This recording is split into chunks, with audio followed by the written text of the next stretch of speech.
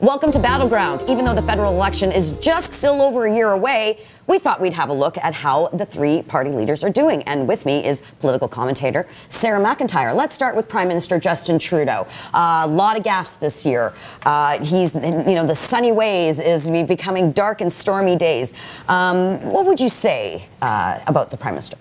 Well, he's certainly fumbling. He's fumbling, he's stumbling, he's not answering questions in the House with respect to this repaying taxpayer dollars for the trip to the Aga Khan's Island. He's facing criticism in his town halls. Even when he's doing international travel, he's kind of been almost made a bit of a joke, an international joke, from his socks to his offhanded comments. You know, it's interesting because a lot of people treat him like a rock star, when he comes to do any political event or things like that.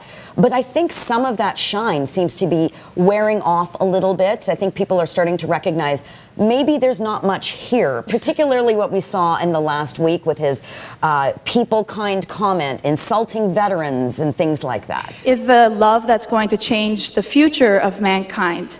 So we'd like you to look into we like to say people kind, not necessarily mankind, because it's more inclusive. Yeah, I mean, certainly the shine's come off, and there's kind of revealing that there's nothing really below there. There's no substance. And, and it comes down to some of his positions as well that he's taken internationally. He's kind of flip-flopping. He doesn't really seem to have a value base other than to be, that typical liberal lecturer on what you should be doing and what you should be saying. Yes, absolutely. Well, speaking of some of his federal his international visits, the Prime Minister is headed to India in a couple of weeks. However, he's entering the country with a little bit of controversy.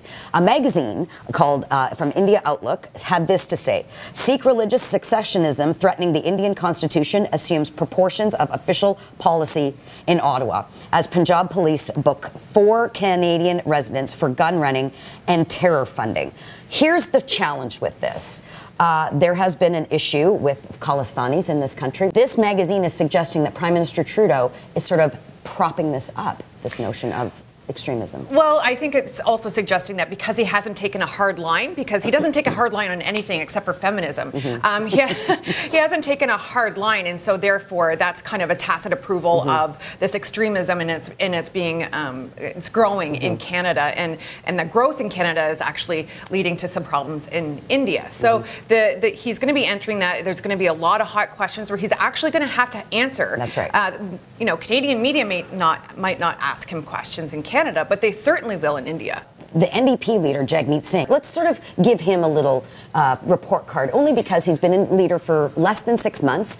He had this bizarre engagement. Yeah. So what's happening with this? What's happening with Mr. Singh? Wasn't it just icky? It was weird. It was just weird. I'm going to actually use my engagement to get some more political pull and some more followers on Instagram. It was just bizarre. Yeah. But you're right. He's only been in for 6 months, but he had such expectations, and they've just floundered.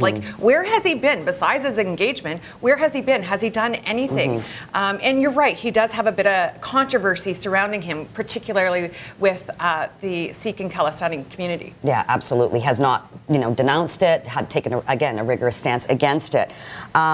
I think the NDP leader has so far really not made that much of an impression either.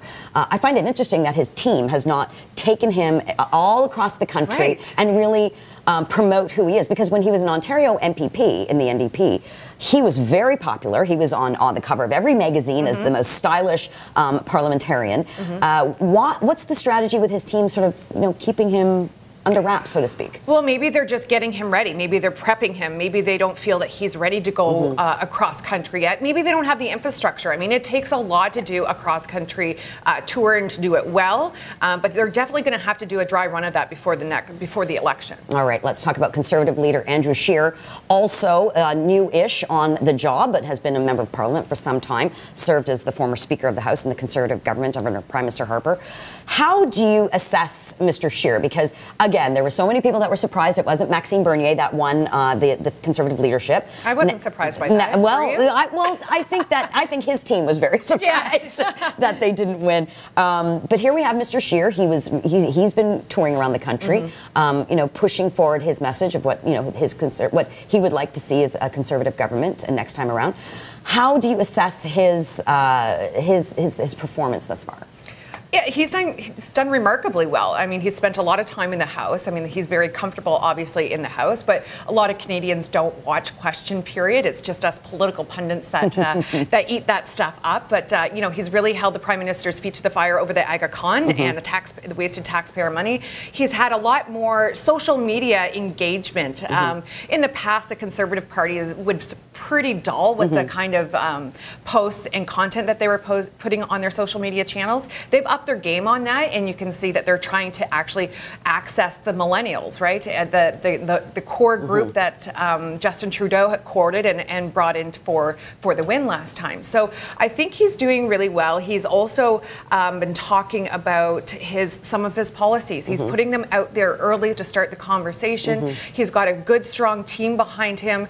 You know, what I would really like to see is a little bit more on the pipelines and really throwing that at the feet of the Prime Minister, because that is not a fight between BC and Alberta. It's something that it's NIMBYism in British Columbia, and the federal government needs to step in and step up for this project. All right, so we are still just over a year away from the federal election. It's going to be an interesting and exciting one. Quick prediction, however. Do you believe that the Trudeau government will be re-elected? And if so, will they get as many seats as they did last time? I think they probably will get re-elected. And I say that with a very heavy heart. And I think that they'll probably do as well, if not better, because I think the NDP are going to collapse. And every time Conservatives do well is when there's a nice split on the left, and we don't have that happening right now. All right. Well, Canadian politics is certainly interesting again. Log on to Facebook and Twitter and let us know what you think.